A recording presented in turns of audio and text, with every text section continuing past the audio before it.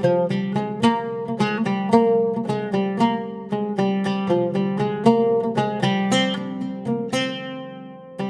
இன்றைக்கி எல்லாருடைய all time favourite butterscotch ice cream எப்படி செய்கிறதுன்னு பார்க்க போகிறோம்.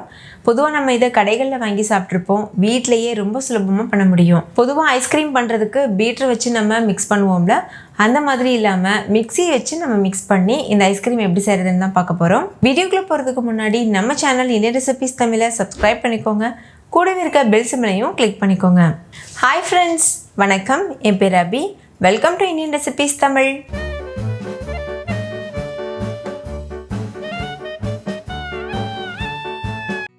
ஃபஸ்ட் இந்த ரெசிபி பண்ணுறதுக்கு 1/2 லிட்டர் அளவு கெட்டியான பால் எடுத்துக்கோங்க. ஹை ஃப்ளேமில் வச்சு நார்மலாக நம்ம பால் கொதிக்க வைப்போம்ல, அந்த மாதிரி கொதிக்க வச்சுக்கோங்க. பால் ஒரு கொதி வர்றதுக்குள்ளே நம்ம கார்ன்ஃப்ளவர் மாவை மிக்ஸ் பண்ணி வைக்கணும். அதுக்கு ஒரு சின்ன பவுல் எடுத்துக்கோங்க. அதில் 1 டேபிள் ஸ்பூன் அளவு கார்ன்ஃப்ளவர் மாவு எடுத்துக்கோங்க. இது கூடவே 1/4 கப் அளவு தண்ணி சேர்த்துக்கோங்க. தண்ணி ரூம் டெம்பரேச்சரில் இருக்க தண்ணி தான் சேர்க்கணும். நல்ல சூடான தண்ணி சேர்த்து மிக்ஸ் பண்ணோன்னா கட்டிப்பட்டுரும். அதனால் நார்மல் தண்ணி சேர்த்துட்டு இதை கொஞ்சம் கூட கட்டிகள் இல்லாமல் நல்லா மிக்ஸ் பண்ணிக்கோங்க. பாருங்கள், இந்த மாதிரி நல்லா கலந்ததுக்கப்புறமா இதை அப்படியே ஒரு ஓரமாக வச்சுருங்க. பால் நல்லா கொதித்து வர சமயத்தில் தான் நம்ம இதை பாலோட சேர்க்கணும். இப்போ இது ஒரு ஓரமாக இருக்கட்டும். இப்போ பால் நல்லா கொதி வர ஆரம்பிச்சிருச்சு. இந்த ஸ்டேஜில் ஒரு கரண்டி வச்சு இதை நல்லா மிக்ஸ் பண்ணிக்கோங்க.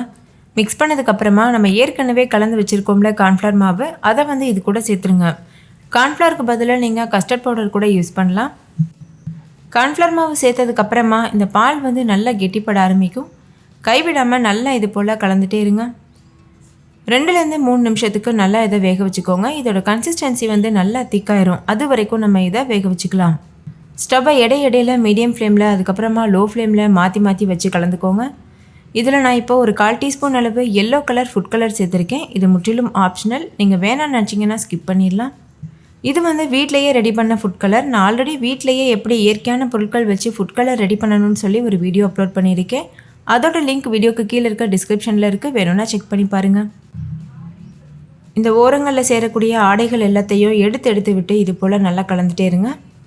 இப்போ பாருங்கள், இது நல்லா கொதிக்க ஆரம்பிச்சிருச்சு. இதோட கன்சிஸ்டன்சியும் நல்ல ஒரு க்ரீமியான கன்சிஸ்டன்சிக்கு நல்ல திக்காக வந்திருக்கு. இது பெர்ஃபெக்டான கன்சிஸ்டன்சி. இந்த ஸ்டேஜில் ஸ்டவ் ஆஃப் பண்ணிவிட்டு இது முழுமையாக ஆற வச்சுருங்க. இது ஆறுனதுக்கப்புறம் இன்னுமே நல்ல திக்கான கன்சிஸ்டன்சிக்கு வரும். இப்போ நம்ம ஸ்டவ் ஆஃப் பண்ணிவிட்டு இதை ஆற வச்சிடலாம். இப்போ பாருங்கள், இதில் கொஞ்சம் கூட சூடு இல்லை, நல்லா முழுமையாக ஆறிடுச்சு. ஆறுனதுக்கப்புறமா லேசாக கட்டிப்பட்டுருக்கோம். அது நம்மளுக்கு ப்ராப்ளம் இல்லை. நம்ம இதை மிக்சியில் போட்டு அரைச்சி எடுக்கும்போது அந்த கட்டிகள் எல்லாம் கரைஞ்சிரும். இப்போ ஒரு மிக்சி ஜாரில் நம்ம ஆற வச்சு வச்சுருக்க பாலை சேர்த்துருங்க. சேர்த்துட்டு இது கூட ஒரு 1/4 கப் அளவு சர்க்கரை சேர்த்துக்கோங்க.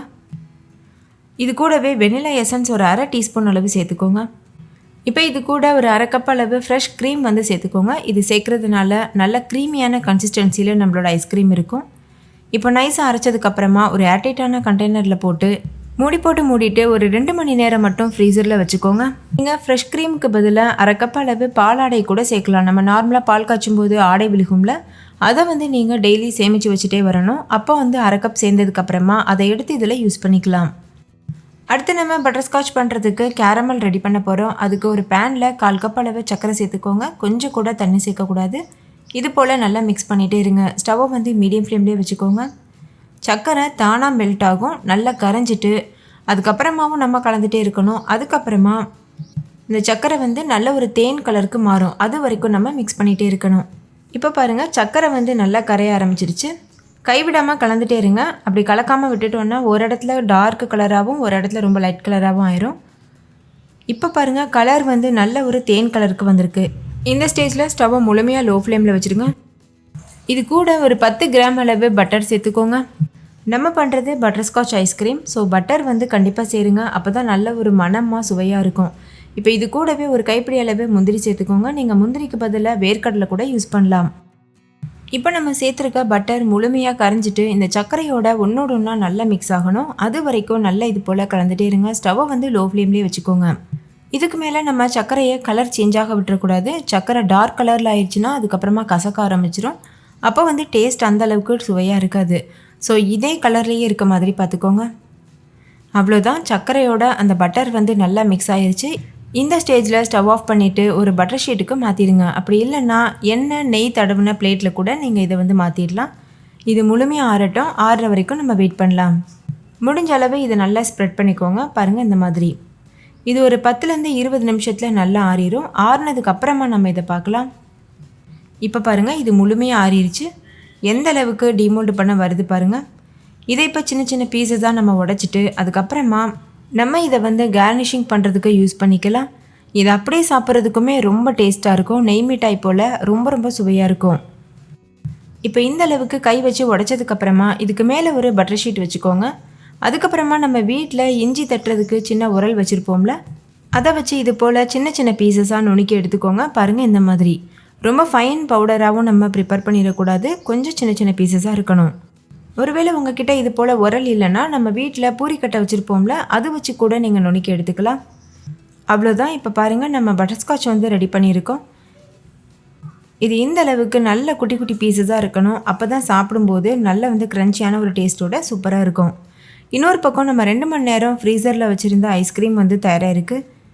இப்போ இதை இது போல் எடுத்துகிட்டு நம்ம மறுபடிக்கும் மிக்ஸி ஜாரில் போட்டு நல்ல ஃபைன் பேஸ்ட்டாக அரைச்சி எடுத்துக்க போகிறோம். இது எதுக்காக பண்ணுறோன்னா அப்போ தான் கிறிஸ்டல் ஃபார்ம் ஆகாமல் நல்ல வந்து ஒரு க்ரீமியான ஐஸ்கிரீம் நம்மளுக்கு கிடைக்கும். கரண்டி வச்சு இது போல் நல்லா மிக்ஸ் பண்ணிக்கோங்க. அடியிலெல்லாம் நல்லா வந்து ஐஸ் கிறிஸ்டல்ஸ் ஃபார்ம் ஆகிருக்கும். மிக்ஸ் பண்ணிவிட்டு இதை ஒரு மிக்ஸி ஜாரில் சேர்த்துருங்க. மறுபடிக்கும் இதை நல்ல ஒரு ஃபைன் பேஸ்ட்டாக அரைச்சி எடுத்துக்கோங்க. அரைச்சதுக்கப்புறமா நம்ம ஏற்கனவே வச்சுருந்த டப்பாலேயே இதை சேர்த்துருங்க. சேர்த்துட்டு நம்ம ப்ரிப்பேர் பண்ணி வச்சுருக்கோம்ல பட்டர்ஸ்காட்ச், அதை வந்து கொஞ்சமாக இது போல் சேர்த்துக்கோங்க. சேர்த்ததுக்கப்புறமா ஒரு பட்டர் ஷீட் அப்படி இல்லைன்னா ஃபாயில் வச்சு இதை கவர் பண்ணிக்கோங்க. இது ரெண்டுமே இல்லைன்னா நீங்கள் நார்மல் நம்ம கவர் வச்சு கூட கவர் பண்ணலாம். இது கவர் பண்ணுறதுனால நல்ல ஒரு க்ரீமியான டெக்ஸ்சர் கிடைக்கும். கொஞ்சம் கூட கிறிஸ்டல் ஃபார்ம் ஆகாது. அதுக்காக தான் பண்ணுறோம். இப்போ இதை மூடி போட்டு மூடிட்டு ஃப்ரீசரில் 8 மணி நேரம் வச்சுருங்க.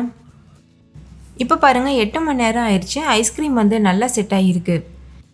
இப்போ இந்த கவரை ரிமூவ் பண்ணிவிட்டு நம்ம இதை சர்வ் பண்ணலாம். நல்ல க்ரீமியான பட்டர்ஸ்காட்ச் ஐஸ்கிரீம் சூப்பராக தயாராகிடுச்சு. நீங்களும் உங்கள் வீட்டில் கண்டிப்பாக இதை ட்ரை பண்ணி பாருங்கள். வீட்டில் இருக்க எல்லாரும் ரொம்ப என்ஜாய் பண்ணி சாப்பிடுவாங்க. ஒரு டைம் இந்த சம்மரில் நீங்கள் இந்த பட்டர்ஸ்காட்ச் ஐஸ்கிரீம் செஞ்சிட்டிங்கன்னா கண்டிப்பாக ஒவ்வொரு வாரமும் இதை செய்ய சொல்லுவாங்க. அவ்வளோ டேஸ்டியாக இருக்கும். அப்படியே நம்ம கடையில் வாங்கினது போல் க்ரீமியான டெக்ஸ்சரோட டேஸ்ட்டோடு இருக்கும். ஸோ ட்ரை பண்ணிவிட்டு டேஸ்ட் எப்படி இருந்ததுன்னு கமெண்ட்டில் சொல்லுங்கள். கடைசி அதில் அலங்காரத்துக்காக கொஞ்சமாக நம்ம ப்ரிப்பேர் பண்ண பட்டர்ஸ்காட்ச் சிப்ஸ் வந்து சேர்த்துருக்கேன். சேர்த்துட்டு அதுக்கப்புறமா நம்ம இதை சர்வ் பண்ணலாம். ஓகே ஃப்ரெண்ட்ஸ், இந்த ஐஸ்கிரீம் உங்கள் எல்லாருக்கும் ரொம்ப பிடிச்சிருந்துச்சுல? பிடிச்சிருந்தா லைக் பண்ணுங்கள். உங்கள் ஃப்ரெண்ட்ஸ் கூடவும் ஷேர் பண்ணுங்கள். இன்னொரு சூப்பரான ரெசிபியோட நான் உங்களை சந்திக்கிறேன். தேங்க்யூ. பாய்.